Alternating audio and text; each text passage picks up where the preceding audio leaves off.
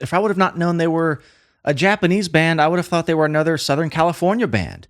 They have that real American kind of pop punk sound.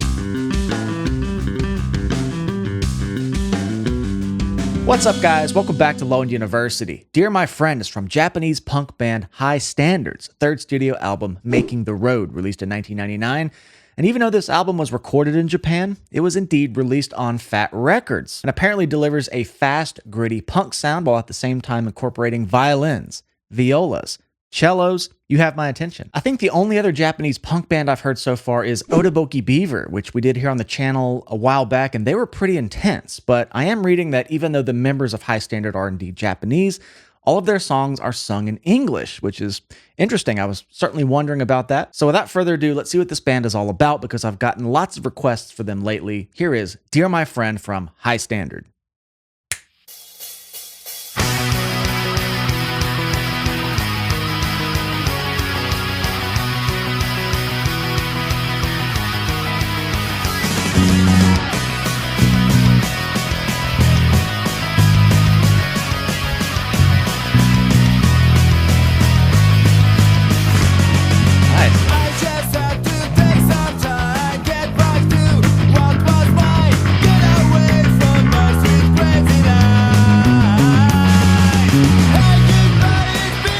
Poppy, pretty. I mean, if I would have not known they were a Japanese band, I would have thought they were another Southern California band. They have that real American kind of pop punk sound. And the only reason I say that is because my only other reference for Japanese punk, and I've reviewed many other Japanese bands here on the channel, they have this really intense sort of technicality, kind of shock value to their sound. I remember watching the Otoboki Beaver. I don't know if I watched a music video or maybe just heard a song, but it had that just crazy intense shred, slap bass and stuff. So that's just what I've come to expect with Japanese bands who just push the limits on what's possible. It's a crazy style of music and they just do everything to the nines. But this sounds like a Blink-182 song maybe, especially that bass intro. It's very Mark Hoppus-ish. We're here in B major. It's really cool that this was kind of like a bass intro, but not isolated like some of the other recent songs we've done. It's blended in, so you get this really rich chordal, melodic punk sort of intro. I think the bass was just doing power chords up here on the D string.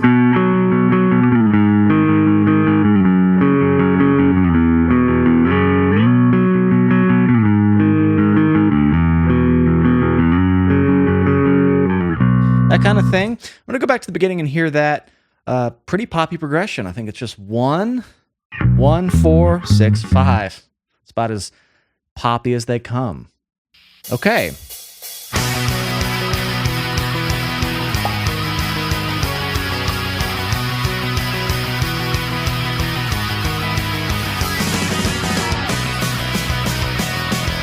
Top note changes a bit. It's not straight power chords. So we have a fifth, 1 and 5.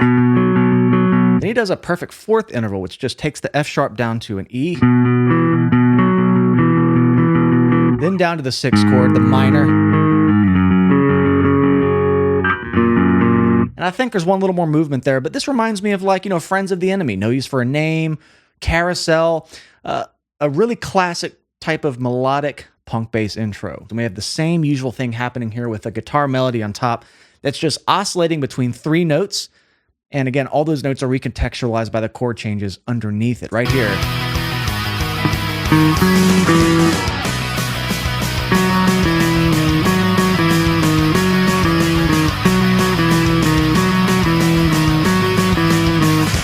Effectively, you get a lot of different chords for that. You get... I'm going to do it like this.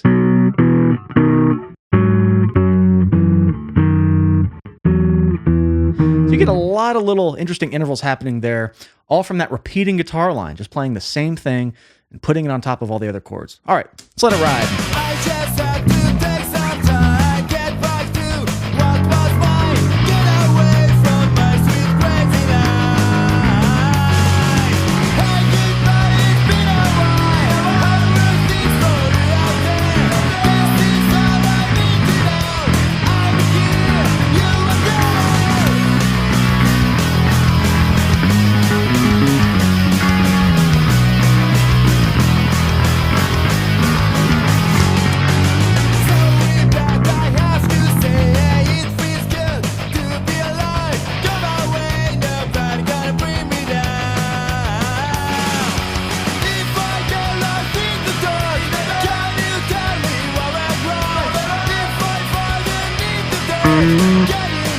That backup vocal is sort of the guitar melody in reverse. So that's cool. And what other notes are they going to choose? Those are just the colorful notes in that key. But it's just cool that maybe one inspired the other. If we're talking about that was a backup vocal, and then they go, let's make that a guitar melody in the beginning, or vice versa. You can hear that little backup vocal counter melody happening under the main vocal. Love stuff like that. Right here.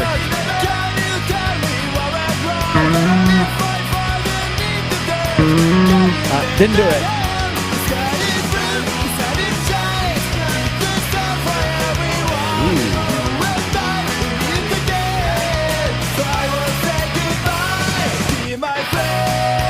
Hold on.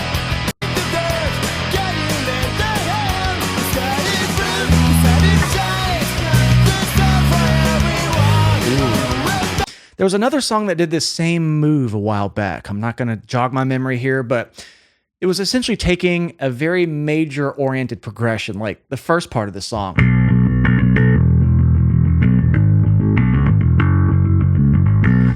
A lot of major chords, right? Same key, same chord bank. We're just adding in some new ones. We now have E major, C sharp minor, which is the 2 chord. And then I think they went to the G sharp minor. So instead of 3 major chords and 1 minor chord, we now have 2 minor chords. So you can just feel how this second chord progression here gets a little darker, a little more overcast, if you will, tonally. And it's pretty cool because it might sound like it changed to a different key or a different tonal center. It didn't. It just chose some different chords in the same key that already exist. And they, by use of good songwriting, you wait to introduce certain sounds that are already in your bank of chords. You just give it a minute. Let the song build. That's what's happening here. I'm talking about specifically that C sharp minor chord. Is he a little more happy here?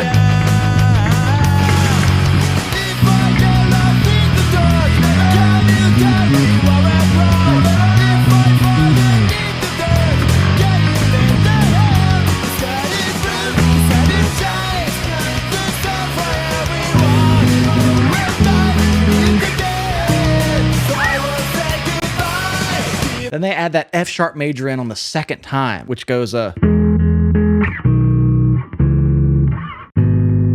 darker part. The second time it goes down to the F sharp major, which is the 5 chord, resolves nicely back to the 1, which is B major. Good songwriting.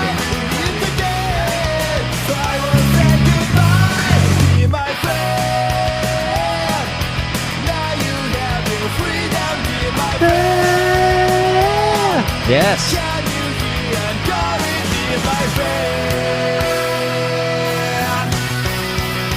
Cool. Bringing back the intro.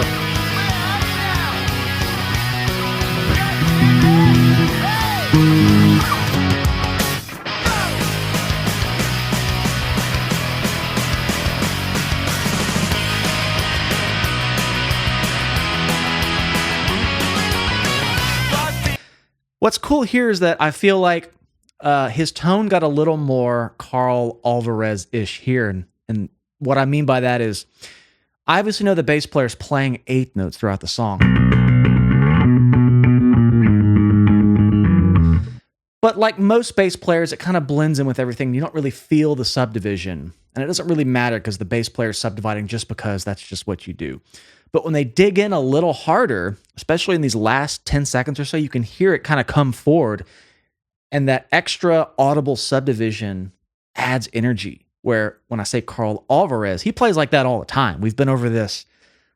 We've gone down the rabbit hole with that. So it's kind of cool when a bass player just digs in a bit more and kind of gets to his level. And that's not saying one guy's better than the other. It just kind of reminded me of that. Like Carl Alvarez is now my standard for punchy subdivided bass, especially with fingers. I mean, damn, it's crazy. But in relation to the way the bass has sounded the rest of the song, listen to the last 10 seconds. You can just really hear the player digging in, and it just jumps forward, kind of just pops out.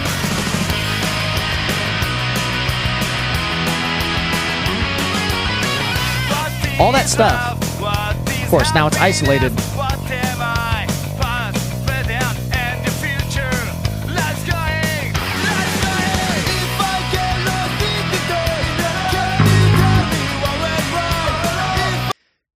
I'm going to go out on a limb and say he might be playing a sting right here. And you guys know by now, I have a Stingray. I've not brought it into a video yet because depending on when you saw me unbox that on YouTube, it might have been a month ago. So I'm trying to do math in my head. You're seeing this pretty far later because I'm pretty ahead on these videos on YouTube. It's coming into a video soon. The only reason I think it might be a Stingray is especially when it's isolated here, you can hear that. Again, it's like the sound of someone's voice, you just know, but it's got that really kind of sizzly, warm top end. And the low end kind of has that farty sound. It really does. I would go get it, but we're almost at the end of the song. I just wanted to point that out. Very well could be kind of a jazz bass. Sometimes the two chameleon to be each other, just depending on the setup and the signal chain. But it presents very Stingrayish here. It's a unique sound. I've come to love it.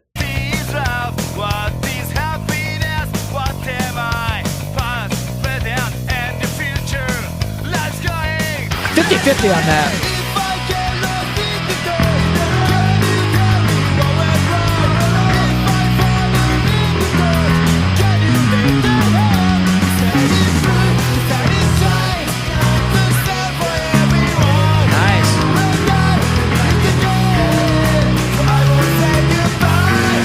Same thing again. Cool.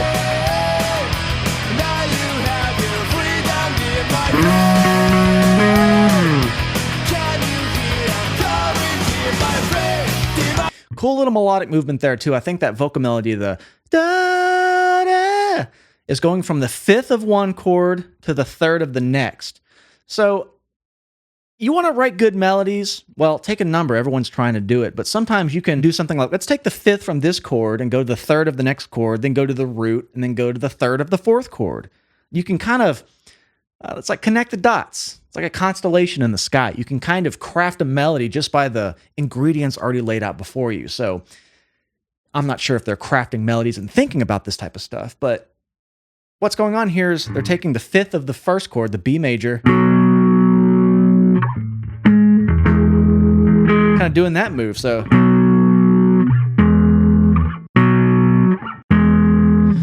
and it's just something to point out. How are these little melodies working together within the framework? That's how. They're just intervals of each chord, but they're not always the same interval. It's not the fifth every time. It's not the third every time. It moves around. And that's just a building block for interesting melodies, I think. Right here.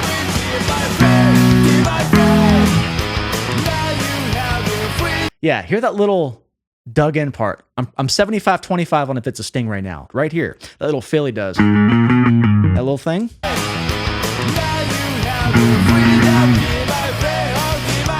Should have brought it out. Next video.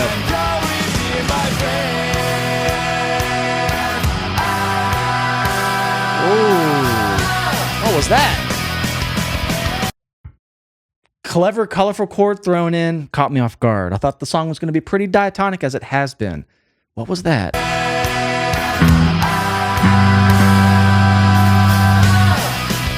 Flat major 6? Yeah. Wow, when you go a whole song just staying really diatonic and you throw in a flat major 6,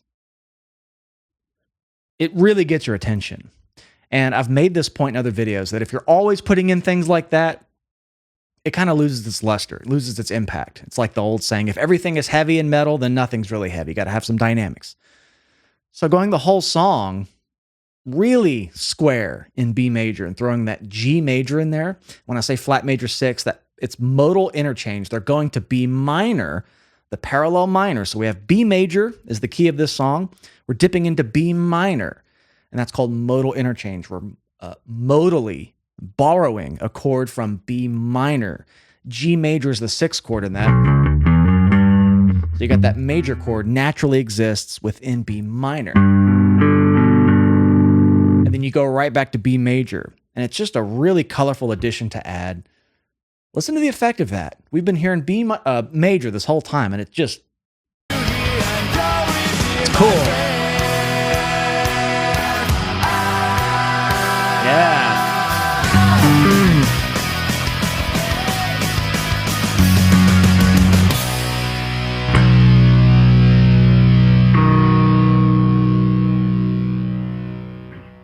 Really fun band with great songwriting. Again, I feel like they're really going for that Americanized sound, especially being more intended for American audiences. I assume singing in English. Again, this presented like a really great Blink 182 song or something. Love it. Great stuff going on. Great melodies. Great bass playing. Uh, I have a huge respect for vocal and bass in the same person. It's a feat I will always respect because I cannot do it. I can barely speak while playing. Something about playing bass and singing at the same time, just my brain was not wired that way. We've been over this, but that's my first time hearing High Standard. I'd love to check out more. I love that really beautiful, colorful album cover. And I appreciate you guys hanging out with me today. If you'd like to support the channel further, please come find us over on Patreon. I do full albums. It's just like this video, but really long. We vote on them each month. It's a blast, and most of them have been punk albums. I also have bass lessons there, music theory lessons there. And if you're not subscribed to this channel yet, please do that right now. I love you all. We'll see you in the next one.